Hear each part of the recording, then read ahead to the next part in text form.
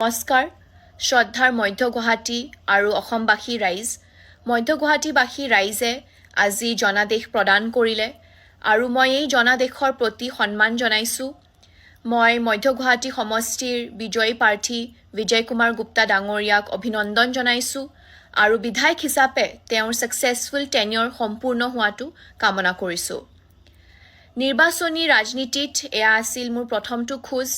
এগৰাকী নতুন প্ৰাৰ্থী হিচাপে নিৰ্বাচনী প্ৰস্তুতিৰ বাবে মই 1 মাহতকৈও কম সময় পাইছিলোঁ, কিন্তু এই কম সময়খিনিতো মই গুৱাহাটী মহানগৰীখনক এক নতুন ধৰণেৰে আৱিষ্কাৰ কৰিলোঁ। মধ্য গুৱাহাটী সমষ্টিৰ অলিয়ে গলিয়ে আৰু পাহাৰবোৰত খোজকাঢ়ি আপোনালোকৰ লগত কথা পাতি কৃত্ৰিম বানপানীৰ পৰা লৈ যান জঁট, পাৰ্কিং, আনএমপ্লয়মেণ্ট আৰু শিক্ষাৰ দৰে সমস্যাবোৰৰ বিষয়ে জানিব পাৰিলোঁ। ৰাজনীতিত মই নতুন হোৱা পাছতো মই সমাজৰ সকলো শ্ৰেণীৰ লোকৰ পৰা যথেষ্ট মৰম, আন্তৰিকতা আৰু আশীৰ্বাদ পালোঁ।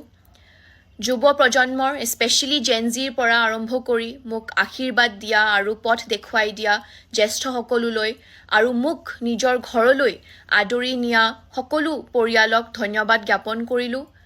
বিশেষকৈ প্ৰচাৰৰ সময়ত এটি কণমানিয়ে যেতিয়া দৌৰি আহি মোক আন্তৰিকতাৰে সাৱটি ধৰিছিল, সেই মুহূৰ্তটো মোৰ মনত আজিও সজীৱ হৈ আছে। এনেবোৰ মমেণ্টছে ৰাইজৰ প্ৰতি সেৱা আগবঢ়োৱা মোৰ যি সংকল্প তাক ষ্ট্ৰং কৰি তুলিলে আৰু এই নিৰ্বাচনী প্ৰচাৰত অংশ লৈ মই গুৱাহাটীবাসীয়ে ৰাইজে কি বিচাৰিছে সেয়া বুজিবলৈ এটা বহুত ডাঙৰ সুযোগ পালোঁ। এই নিৰ্বাচনীটোৱে মোক জনালে যে এদিনতে পৰিৱৰ্তন নাহে, কিন্তু প্ৰতিটো আমাৰ চেষ্টাই এটা ব্ৰাইট ফিউচাৰৰ বাট মুকলি কৰে। যদিও এইবাৰ নিৰ্বাচনত আমি জয়ী হ'ব পৰা নাই, তথাপিও মই আপোনালোকক প্ৰতিশ্ৰুতি দিছোঁ যে আগন্তুক দিনতো মই সদায় আপোনালোকৰ লগতে থাকিম, গুৱাহাটীবাসী ৰাইজৰ সেৱা আগবঢ়াবলৈ চেষ্টা কৰি যাম। এয়া আমাৰ আদৰ্শৰ পৰাজয় নহয়, এয়া কেৱল এক সামূহিক বাধাহে আৰু ফলাফল যিয়ে নহওক কিয় মই গুৱাহাটী আৰু অসমৰ প্ৰতিটোগৰাকী নাগৰিকক কথা দিছোঁ যে মই ক'তো নাযাওঁ, মই আপোনালোকৰ লগতে থাকিম, আপোনালোকৰ হৈ মাত মাতিম আৰু শিক্ষা নিবনুৱা সমস্যাবোৰৰ হৈ সদায় মাত মাতিম আৰু গুৱাহাটীবাসী ৰাইজৰ কল্যাণৰ বাবে কাম কৰি যাম। আপোনালোকৰ সংগ্ৰামেই মোৰ সংগ্ৰাম। আপোনালোকে যেতিয়াই মোক বিচাৰিব তেতিয়াই কাষত পাব। সকলো ৰাইজৰ বাবে মোৰ ঘৰৰ দুৱাৰ সদায় খোলা থাকিব। শেষত মোৰ প্ৰতি দেখুওৱা মৰম আৰু বিশ্বাসৰ বাবে কেৱল অসমবাসী ৰাইজকে নহয়, উত্তৰ পূৰ্বাঞ্চলবাসী আৰু সমগ্ৰ দেশবাসীক পুনৰবাৰ ধন্যবাদ জনালোঁ। মোক ভোট প্ৰদান কৰা প্ৰতিটোগৰাকী ব্যক্তিৰ লগতে গণতন্ত্ৰৰ এই উৎসৱত পাৰ্টিচিপেট কৰা লোকসকলক পুনৰবাৰ ধন্যবাদ জনালোঁ। এয়া শেষ নহয়, এয়া এক দীৰ্ঘদিনীয়া প্ৰতিশ্ৰুতিৰ আৰম্ভণিহে। জয় আই অসম। দলৰ হৈ দলৰ দিহা পৰামৰ্শ দলৰ অভিভাৱক হৈ মই কাম কৰিম, কিন্তু মই কোনো নিৰ্বাচনী যুঁজত আৰু ভৱিষ্যতে মই অৱতীৰ্ণ নহওঁ। এইটো মোৰ এটা সিদ্ধান্ত হৈছে, এইটোও মই আপোনালোকৰ যোগেদি মই জনাইছোঁ। কিন্তু শেষ বিন্দু তেজ থকালৈকে বিজেপিৰ লগত কিন্তু আমি যুঁজিম, নমৰাৰ আগৰলৈকে আমি বিজেপিৰ লগত যুঁজিম। সেইকাৰণে মই অসমৰ সমূহ কংগ্ৰেছ কৰ্মীক মই আহ্বান জনাইছোঁ। মই নিজে পৰাজিত হৈছোঁ, আজি পৰাজিত হৈও মই ধৈৰ্য হেৰুওৱা নাইকিয়া। মই সকলো কৰ্মীক আহ্বান জনাইছোঁ, কোনেও মনোবল ভাঙিব নালাগে। আমি পুনৰ শক্তিশালী হ'ম, পুনৰ যুঁজিম। নাই, সেইটো বিফলৰ কথা ক'ব মই নকওঁ। এতিয়া বিফল হৈছে বুলি আজি এটা নিৰ্বাচনত হাৰিলেই অকল তেওঁকেই দুখটো জাপি দিলে আমাৰ নহ'ব। আমি সকলোৱে আমি পৰ্যালোচনা কৰিম, আমি আত্মবিশ্লেষণ কৰিম। অকল গৌৰৱ গগৈ নহয়, আমি আমিও সকলোৱে আমি জগৰীয়া। যদি আমাৰ দলৰ দুৰ্বলতাৰ কাৰণে হৈছে, অকল গৌৰৱ গগৈৰ কাৰণে, আমি সকলোৱে জগৰীয়া কম বেছি পৰিমাণে। গতিকে আমি সেইবিলাকো আমি পৰ্যালোচনা আমি কৰিম। আমি কাকো দোষাৰোপ নকৰোঁ। আমি কাৰণবিলাক আমাৰ কংগ্ৰেছ দলৰ ভিতৰত আমি খুব চিৰিয়াছলি পৰ্যালোচনা কৰিম আৰু গোটেইবিলাক কৰিম। কিন্তু এটা কথা ঠিক, সন্দেহ কিন্তু সকলোৰে উপজিছে। কাৰণ এইকাৰণেই উপজিছে, মুখ্যমন্ত্ৰীয়ে কৈছে তেওঁ নিৰ্বাচন হোৱাৰ আগতেই তেওঁ কেনেকৈ ক'ব পাৰে, নিৰ্বাচন চলি থাকোঁতে তেওঁ কেনেকৈ ক'ব পাৰে যে আমি 100 চিট পাম। আৰু এতিয়া দেখা দেখি মোটামুটি 100 পোৱাৰ নিচিনা হৈছে। এক তেওঁ কৈছিলে যে বিৰোধীক মাত্ৰ আমি 22টা সিট দিম, তেওঁ কৈছিলে, আজি সেইটোৱে হৈছে। তাৰোপৰি এক্সিট পোলে তেওঁ কোৱাৰ পিছত এক্সিট পোলে যিটো দিছে সমীক্ষা সেইটোও মোটামুটি একেই হৈছে।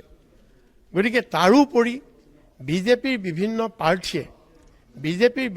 প্ৰাৰ্থীয়ে যোৱা কেইদিনত তেওঁলোকে মিডিয়াৰ আগত যিবিলাক কৈছিল যে ইমান মাৰ্জিনত জিকিম, বিভিন্ন সমষ্টিৰ প্ৰাৰ্থীয়ে ইমান মাৰ্জিনত জিকিম, সেইটোৱে হৈছে। গতিকে এইবিলাক ক'ৰবাত নহয় ক'ৰবাত কিবা এটা কিন্তু আছে।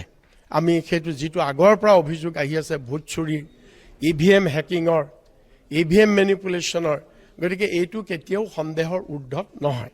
আৰু দ্বিতীয় কথা আপুনি চাওক, গোটেই অসমতে আমি যে এইবাৰ যিটো বাতাবৰণ আছিলে, জেন জেডৰ যিটো মানে আছিলে, আবহাৱা আছিলে চাৰিওফালে, জুবিন গাৰ্গৰ যিটো আৱেগ আছিলে চাৰিওফালে, যুৱ প্ৰজন্মৰ মাজত, ৰাইজৰ মাজত, সেইবিলাক ক'লৈ গ'ল? সেইবিলাকতো চব ফুটুকাৰ ফেন হ'ল, ক'ত গ'ল সেইবিলাক? মূল্যবৃদ্ধিৰ যি ধৰণৰ মানুহৰ মাজত ক্ষোভ আছিলে, মুখ্যমন্ত্ৰীয়ে যিমানবিলাক আবুল তাবুল কথা, সাম্প্ৰদায়িক কথা, বিভিন্ন ধৰণৰ অসাংবিধানিক কথা, বিভাজন কথা, ঘৃণাৰ কথা মুখ্যমন্ত্ৰীয়ে বিভিন্ন ঠাইত কৈছিলে, সেইবিলাকৰ বিৰুদ্ধে সকলোৰে যিটো উদগীৰণ আছিলে ক'লৈ গ'ল? কৰ্মচাৰীবিলাকৰ যিটো দাবী যে আমাক পুৰণি ওল্ড পেঞ্চন ব্যৱস্থা আমাক লাগে, নতুন পেঞ্চন ব্যৱস্থাই আমাক শেষ কৰি দিছে, আমি এই চৰকাৰক এইবাৰ আমি উৎখাত কৰিম, তে সেই কথাবিলাক ক'লৈ গ'ল? না সেইটো আমি পৰ্যালোচনা কৰিম। মই আজি ইয়াত ক'ব নোৱাৰোঁ, এইকাৰণে নকওঁ কাৰণ এই কথাবিলাকো আছে। আমি অবিশ্বাস্য লাগিছে এই ৰিজাল্টটো এইকাৰণে, কাৰণ চাৰিওপিনে যিটো যুৱ প্ৰজন্মই যি ধৰণে এটা উদগীৰণ হৈছিল অসমত, চাৰিওফালে ভোট দিওঁতে যুৱকসকলে জয় জুবিন দা, প্ৰত্যেকটো কেন্দ্ৰত যুৱকবিলাকে আহি ভোট দিছিলে জয় জুবিন দা কৰি। সেইবিলাক ভোট ক'লৈ গ'ল? আৰু অসমত যে মহিলা ভোটাৰ 1,08,00,000 মহিলা ভোটাৰ, 2,11,00,000 হৈছে টোটেল ভোটাৰে ভোট দিছে, তাৰে ভিতৰত 1,08,00,000 মহিলা ভোটাৰ। 1,08,00,000 মহিলা ভোটাৰৰ ভিতৰত মাত্ৰ 65 লাখহে হৈছে হিতাধিকাৰী। বাকীখিনি মহিলাৰ ভোট ক'লৈ গ'ল? বাকীখিনি মহিলাইতো চিঞৰি কৈছিলে যে আমি কোনো কাৰণত বিজেপিক ভোট নিদিওঁ, আমাক দিয়া নাই, গতিকে আমাক একো দিয়া নাই। এনেকুৱা বহুতবিলাক কথা আছে, এই গোটেই কথাবিলাক আমি সন্দেহৰ ভিতৰত আছে। আৰু মই মোৰ নিজৰ সিদ্ধান্ত আজি মই ঘোষণা কৰিছোঁ যে মই অদূৰ ভৱিষ্যতে আৰু কোনো নিৰ্বাচন নেখেলোঁ।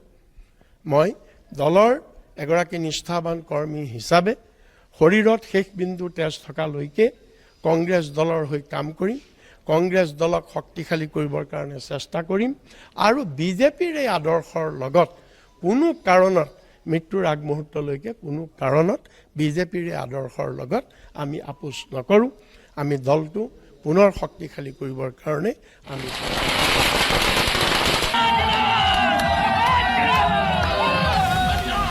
গেৰুৱা শিবিৰৰ হাইটেক মডেলৰ ডাবল ইঞ্জিনৰ গাড়ীয়ে এফালৰ পৰা মহতিয়াই নিলে বিৰোধী শিবিৰক।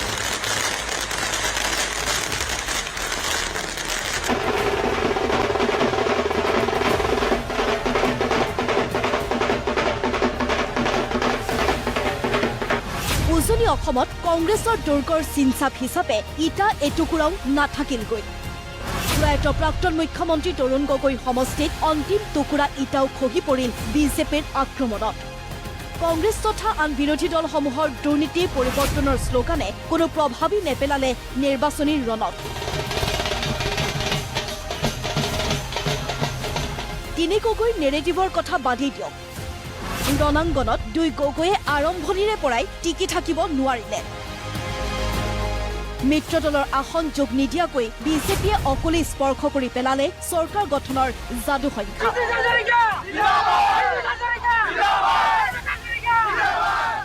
বিৰোধী দলসমূহৰ ওপৰেদি এইবাৰ যেন নিৰ্বাচন নহয়, পাৰ হৈ গ'ল ছুনামিতকৈও ভয়াৱহ দুৰ্যোগ এটা।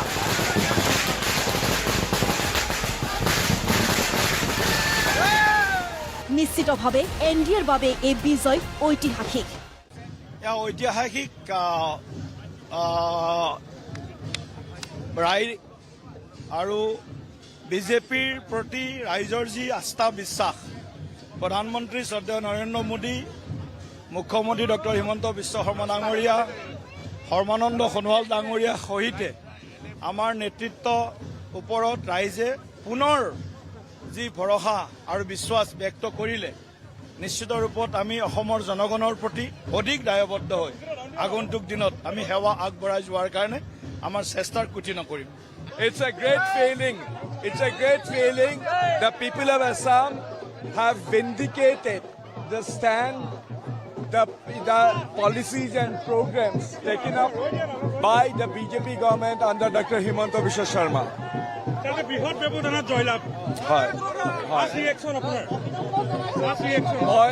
মই অসমৰ সমূহ ৰাইজক আৰু দিছপুৰৰ ভোটদাতা ৰাইজক মই মোৰ ধন্যবাদ আৰু কৃতজ্ঞতা জনাইছো। আজি অসমৰ লগতে মই ভাবো গোটেই অসম, গোটেই ভাৰতবৰ্ষই আনন্দ লাভ কৰিছে। বিশেষকৈ অসমৰ কথাটো আমি ভাবিয়ে আছিলো নহয়নে? তাৰে লগতে পশ্চিমবংগত আমাৰ জয়। আজি আমি এই দিনটো দেখিবলৈ মোৰ চকু পানী ওলাই গৈছে। বিজেপি নেতৃত্বাধীন NDAৰ এই নিৰংকুশ বিজয়ত 4 মেৰ দুপৰীয়াটোৱে বাৰুকৈ উষ্ণতা সানি দিলে ৰাজ্যিক বিজেপিৰ মুখ্য কাৰ্যালয়ৰ বশিষ্ঠৰ বাজপেয়ী ভৱনত।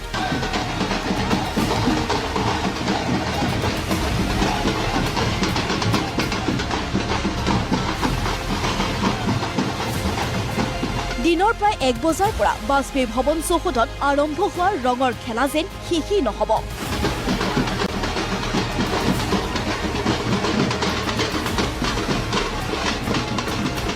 দলীয় নেতা কৰ্মীৰ এই বিজয় উল্লাসৰ মাজে দিয়ে কাৰ্যালয়টোত প্ৰৱেশ মুখ্যমন্ত্ৰী ডক্টৰ হিমন্ত বিশ্ব শৰ্মাৰ।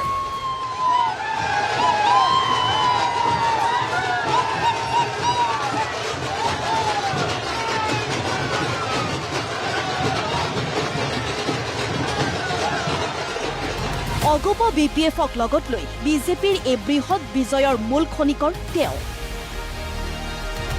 অসমৰ নিৰ্বাচন সামৰি বংগ বিজয় ৰণত জঁপিয়াই পৰা মুখ্যমন্ত্ৰীজনে এটা পষেকৰো অধিক সময়ৰ মূৰত ৰাজহুৱাকৈ ধৰা দিলেহি ৰাজ্যবাসীৰ আগত।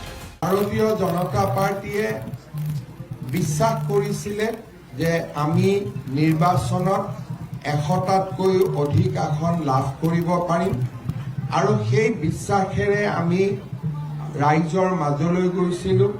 ৰাইজক আমি বিনম্ৰতাৰে সৈতে ভোট বিচাৰিছিলোঁ। ৰাইজে হিয়া উজাৰি আমাক আশীৰ্বাদ কৰিলে। পুনৰ এবাৰ মই অসমবাসী ৰাইজৰ ওচৰত মই মোৰ কৃতজ্ঞতা আৰু সমগ্ৰ ভাৰতীয় জনতা পাৰ্টি আৰু ইয়াৰ মিত্ৰ দলৰ কৃতজ্ঞতা মই জ্ঞাপন কৰিছোঁ। একেই সেই দীপ্ততা, সেই একে পৰিচিত ক্ষিপ্ৰতা। আসনেৰে 100 কোন ৰসায়নত সম্ভৱ হ'ল এনে বিজয়? নাভাবো যে নিৰ্বাচনত জুবিন গাৰ্গৰ বিষয়টো কিবা ইছ্যু আছিলে। সদায় মই বিশ্বাস কৰিছিলোঁ যে জুবিন গাৰ্গ ৰাজনীতিৰ ঊৰ্ধত। কংগ্ৰেছে নিজৰ মেনিফেষ্টোত জুবিন গাৰ্গৰ বিষয় উল্লেখ কৰি তেওঁলোকে অসমীয়া ৰাইজৰ পৰা বহু যোজন আঁতৰি গ'ল আৰু মই ভাবোঁ যে এনে ধৰণৰ যি কংগ্ৰেছে পৰাজয় লাভ কৰিলে তাৰ এটা কাৰণ হ'ল যে জুবিন গাৰ্গক লৈ নিকৃষ্ট ৰাজনীতি কৰা। অসমৰ ৰাইজে কংগ্ৰেছক আজি এই নিকৃষ্ট ৰাজনীতিৰ বাবে এক প্ৰকাৰ শাস্তি প্ৰদান কৰিছে। মই আগতে কৈছিলোঁ যে ৩ গগৈ এই শব্দটোৱে আমাৰ জাতিটোক দ্বিখণ্ডিত কৰাৰ এক প্ৰকাৰ ষড়যন্ত্ৰ আছিলে। অসমৰ ৰাজনীতিত কেতিয়াও উপাধি, জাতি আৰু বৰ্ণলৈ ৰাজনীতি হোৱা নাছিল। লোকপ্ৰিয় গোপীনাথ বৰদলৈৰ পৰা সৰ্বানন্দ সোণোৱাললৈকে এই দীঘলীয়া ৰাজনৈতিক ইতিহাসত উপাধিৰে সৈতে ৰাজনীতি কৰিব বিচৰা এয়া এক প্ৰকাৰ আমি নজনা নুশুনা এক প্ৰচেষ্টা আছিল। উজনি অসমত কংগ্ৰেছ শূন্য, কোনেও কল্পনা নকৰা নিৰ্বাচনী ফলাফল। হিতাধিকাৰী হিমন্ত নে হিন্দুত্বৰ কামাল এয়া। এইবাৰ বিৰোধী পক্ষত হিন্দু বিধায়ক নাথাকিবই, হয়তো জয়প্ৰকাশ দাস আৰু যদি অখিল গগৈ যদি জিকে বাদ দিওঁ তেতিয়াহ'লে বিৰোধীত হিন্দু বিধায়ক নাথাকিব। মই বহুদিন আগতে কৈছিলোঁ যে কংগ্ৰেছত হিন্দু সমাজ থকাৰ পৰিৱেশ নাই। ভূপেন বৰা, প্ৰদ্যুৎ বৰদলৈক আমি মাতি আনিছিলোঁ। অনাগত দিনতো আমি কংগ্ৰেছত যিবিলাক ভাল অধ্যয়নপুষ্ট বা সামাজিকভাৱে সেৱা আগবঢ়োৱাব পৰা হিন্দু নেতৃত্ব আছে, তেওঁলোককো মই আহ্বান জনাম যে অসমৰ ভৱিষ্যতৰ ফালে লক্ষ্য কৰি অনাগত সময়ত সকলোৱে ভাৰতীয় জনতা পাৰ্টীৰ এই মহামঞ্চত একত্ৰিত হৈয়ে আমি জাতিটোক বিদেশী বাংলাদেশী বিদেশীৰ পৰা আমি ৰক্ষা কৰিব লাগিব। আৰু সেইকাৰণে আজিৰ দিনটোতো মই সকলোকে আহ্বান জনাম যে আপোনালোকে ভাৰতীয় জনতা পাৰ্টীৰ এই মহামঞ্চত মিলিত হওক। মুখ্যমন্ত্ৰীৰ পূৰ্বে আহি বাজপেয়ী ভৱনত আনন্দ উল্লাসত ভাগ ললেহি কেন্দ্ৰীয় মন্ত্ৰী সৰ্বানন্দ সোণোৱালে। মই আৰম্ভণিৰ পৰা কৈ আছিলো we are close to 100 along with your allies। शुरुआत से भी मैं आज भी बोलता हूं, तो यही साबित हुई क्योंकि जनता की जो मूड बड़े पॉजिटिव, बड़े सकारात्मक रहे। शुरुआत से ही जनता का ही कहना था कि बीजेपी हमारे लिए सबसे बड़े विश्वास का ये है, जगह है, और बीजेपी के जरिए ही हमारे जीवन को हम आगे बढ़ाने के लिए हम प्रतिबद्ध है। इसलिए जनता ने आज हमें इतने बड़े ऐतिहासिक उन्होंने मदद दी है। বিৰোধীতা আৰম্ভণিৰ পৰা কৈছো, কেৱল কাকতৰ পাতত সংবাদ মাধ্যমে বিৰোধীক জীয়াই ৰাখিছিল। প্ৰকৃতাৰ্থত তৃণমূল পৰ্যায়ত জনতাই কেতিয়াবাই বিৰোধীক ইতিমধ্যে নাকচ কৰিছে। 2.0 লোডিং আৰু loaded, already loaded Himanta Biswa শৰ্মাৰ নেতৃত্বত এইবাৰ NDA পুনৰ চৰকাৰ গঠনৰ দিশে চৰকাৰ গঠন কৰিব। এতিয়া চৰকাৰ গঠনক লৈ মাথো মন্থন বাকী আছে। এই বিজয় অভূতপূৰ্ব, লেণ্ডশ্লাইড ভিক্টৰী। অভূতপূৰ্ব, মই মানে কেতিয়াও ভবা নাই। আমি মানে মই আচৰিত হৈ গৈছোঁ। এতিয়াও মানে মই আপোনাৰ গাড়ীত আহি থাকোঁতে মই ভাবি আছোঁ যে কেনেকৈ সম্ভৱ, ক'ৰ পৰা আহিলে। মই বহুত ধৰণৰ বিশ্লেষণ কৰিছোঁ। এইবাৰ বিশেষকৈ বহু ধৰণৰ মানে কাৰক আছিলে যিটোৱে বিৰোধীক বিশেষকৈ 10 বছৰ থকাৰ পাছত একেটা দল অৱধাৰিতভাৱে, আৰু অসমত তেনেকুৱা নাই। এবাৰেই হৈছিলে 2011-ত, তেতিয়াও সেই হিমন্ত বিশ্ব শৰ্মাই সেইটো কাম কৰিব কৰিছিলে কাৰণে 77 পাইছিলে, তাৰ আগৰবাৰ 53 আছিলে। যিয়ে হওক বাৰু, এইবাৰ কিন্তু মই ভবা নাই, খুব বেছিতকৈ বেছি মই ভাবি আছিলোঁ যে বিজেপিয়ে অকলে 60খন পাব আৰু BPF আৰু অসম গণ পৰিষদৰ লগত একজোট হৈ পেলাই চৰকাৰ বনাব। কিন্তু এইটো অভূতপূৰ্ব। এইটো কাৰণে আমি এটাই কৃতিত্ব দিব লাগিব যে ইয়াৰ মেক্সিমাম কৃতিত্ব ডক্টৰ হিমন্ত বিশ্ব শৰ্মাই পাব, আৰু পৃষ্ঠা প্ৰমুখৰ পৰা প্ৰধানমন্ত্ৰীলৈকে যিটো একগোট হৈ যিটো নিৰবিচ্ছিন্নভাৱে ৰাইজৰ লগত 24/7 থাকিবৰ কাৰণে যিটো অহৰহ চেষ্টা, সেইখিনি লগতে হিতাধিকাৰী ডেফিনেটলি আপুনি ক'বই লাগিব। যি আঁচনি সকলো শ্ৰেণীৰ ৰাইজক লৈ পেলাই যিখিনি হিতাধিকাৰী তেওঁলোকে সৃষ্টি কৰিছে, এটা ভোট বেংকলৈ কনভাৰ্ট হৈছে, সেইটো আমি স্বীকাৰ কৰিব লাগিব। তাৰ লগতে আমি ক'ব লাগিব যে এই যিখিনি মানুহক চাকৰি দিয়ালে, যিখিনি যুৱকক চাকৰি দিয়ালে, যুৱকী প্ৰায় 1.5 লাখ মান, সেইখিনি কিন্তু প্ৰায় সংখ্যকে প্ৰথম 2-এটা ক্ষেত্ৰত অকণমান অসুবিধা হৈছিলে, পিছলৈ কিন্তু খুব নিকা নিযুক্তি হৈছিলে। আমি টিভি পেপাৰ মাধ্যমে সেইখিনি পাইছিলোঁ। সেইটোৱে কি কৰিলে, এই যিখিনি আকৌ এইবাৰৰ কাৰণে যিখিনি প্ৰাৰ্থী প্ৰত্যাশী, তেওঁলোকে দেখিছে যে এই চৰকাৰখন যদি আহে আমি আকৌ নিকাকে চাকৰি পাম। সেই 15-20 লাখ যিখিনি নিবনুৱা, মই ভাবোঁ আপুনি যিটো কথা ক'লে, বাকী আপুনি হিতাধিকাৰী বাৰু আছেই, কিন্তু চাকৰিটোৰ ইম্পেক্ট সাংঘাতিক। সেইটো মানে মানিব লাগিব। কি ভাবিছে মই নাজানো, মই নিজে উপলব্ধি কৰোঁ। এখন ঘৰ, এখন পৰিয়াললৈ তাৰ যিটো পৰিয়াল, ৰাইজলৈ, এখন গাঁৱতো যদি হৈছে, এটা এলেকাটো যদি হৈছে, সেইটো সাংঘাতিক এটা মোটিভেশ্যন হৈছে যে এই চাকৰিটো এই ল'ৰাটোৱে যদি পাইছে, এই ছোৱালীজনীয়ে যদি পাইছে, তেওঁলোকে যোগ্যতাৰ ভিত্তিত পাইছে, একেবাৰে যোগ্যতাৰ ভিত্তিত, আৰু আমাৰ ল'ৰা-ছোৱালীয়ে পঢ়িলেও পাব। আৰু সেইটোৱে সমাজলৈ, আপুনি যিটো কথা ক'লে সেইটোৱে, যে সমাজলৈ এটা ভাল বাৰ্তা গৈছে যে কষ্ট যদি কৰা, ভালকৈ যদি পঢ়া শুনা কৰা, তেতিয়াহ'লে তুমি চাকৰি পাবা। কাৰো গৈ MLA মন্ত্ৰী বিধায়কৰ পিছে ঘূৰি ফুৰিব নালাগে, তুমি টকা পইচা আগতে যিটো আমি শুনিছিলোঁ এনেকুৱা ধৰণৰ নহয়।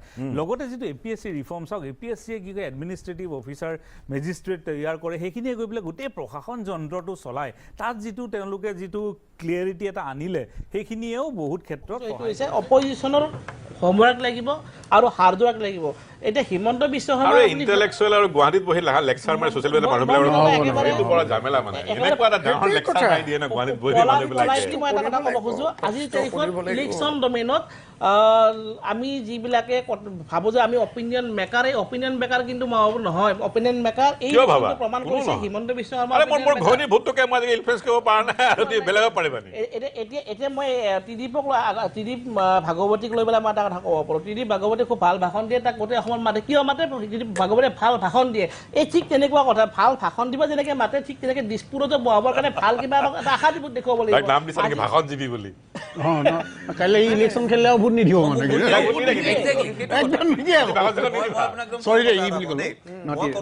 ইলেকশ্যন খেলিছিলো ইলেকশ্যন খেলাৰ আগত মোৰ আটাইতকৈ ডাঙৰ প্ৰত্যাহ্বান আছিল মোক মানুহে টিভিত দেখি দেখি কাম কৰিব পাৰিম বুলি ভবাই বাদ দিছিল তো মই সেই ইমেজটো নাইকিয়া কৰিব লগা হৈছে মোক দুমাহ লাগিছে আমি নিজে আহিছো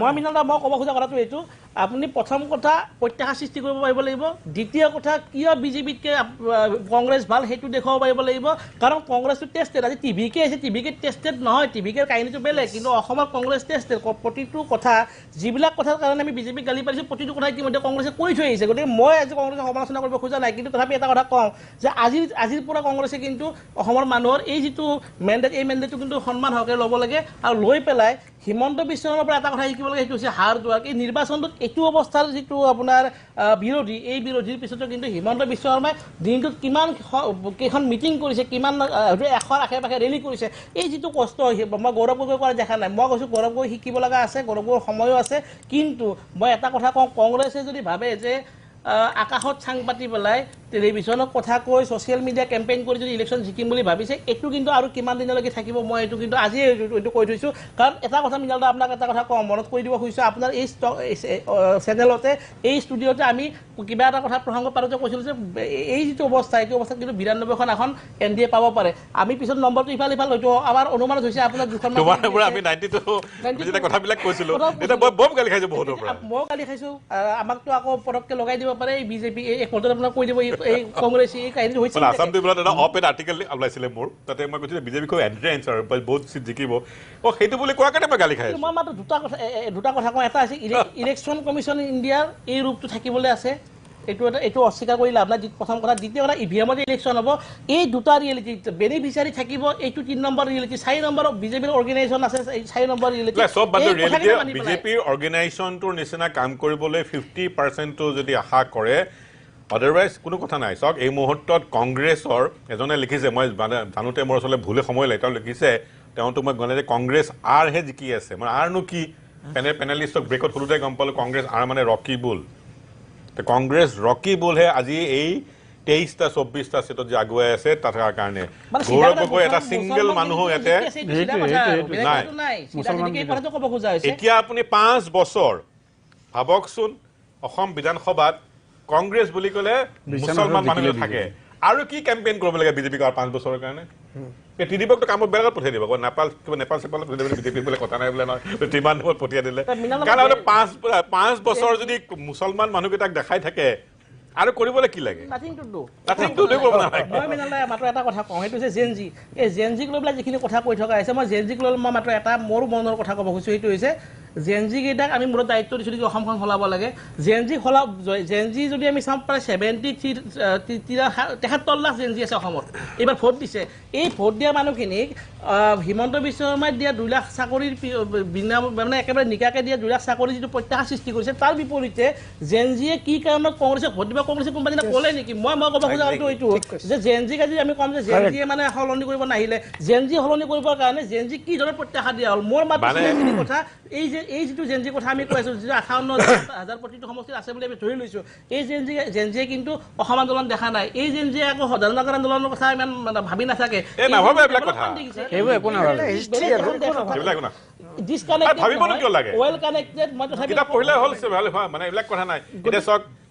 এই গোটেই নিৰ্বাচনটোত শেষৰ চাইডত মুখ্যমন্ত্ৰী আশা ব্যৱহাৰহে চবকে আচৰিত কৰিছিলে যে always one way horse one way track বুলি কোনো নাছিলে ইমানবোৰ ইনফ্ৰাষ্ট্ৰাকচাৰ এমুক তমুক তেতিয়া 92 দিছিলো এতিয়া 92 গৈ পেলাই কিমান হ'ল এতিয়া বুট কৰো হ'ব পাৰে কিন্তু মৃণাল মই এটা কথা উইথ ডিউ ৰেছপেক্ট মই কওঁ যে অসমৰ পলিটিক্সত হিমন্ত বিশ্ব শৰ্মাই যি বিচাৰিছে এই নিৰ্বাচনত তাকেই হৈছে আৰু তেওঁ অসমৰ যদি আমি 1 মিনিটৰ কাৰণে ধৰি লওঁ গোটেই কাহিনীটো এটা মানে পলিটিকেল কাৰবাৰটো তেতিয়াহ'লে তেওঁ কিন্তু গোটেই অসমৰ এই পলিটিক্সৰ ৰিং মাষ্টাৰৰ নিচিনা আজি কিন্তু তেওঁ গোটেই যি ইচ্ছা কৰিব পৰা পৰিৱেশটো কিন্তু তেওঁ হাতত কৰি লৈছে গতিকে হিমন্ত বিশ্ব শৰ্মাৰ পৰা শিকিব লগা আছে হিমন্ত বিশ্ব শৰ্মা আদৰ্শৰ লগত তেওঁ একেবাৰে থিয় নহ'ব পাৰে হিমন্ত বিশ্ব শৰ্মা আমি 100 বাৰ সমালোচনা কৰিছোঁ ইয়াতে আৰু এইটো কালিলৈকে কৰিব লাগিব হয়তো এতিয়া আৰু অলপ বেছিকৈ কৰিব লাগিব কাৰণ চৰকাৰৰ অপজিশ্যন নাই আমাৰ দায়িত্ব আমি কথা ক'ব লাগিব আৰু আমি কেতিয়াও কোনো কাৰ চৰকাৰ কি হৈছে আমাৰ ক'ব লগা নাই মতলব নাই কিন্তু মতলব এটাই অসমখন থাকিব লাগে আৰু অসমখনৰ ডেভেলপমেণ্টৰ কথা ভাবিব লাগে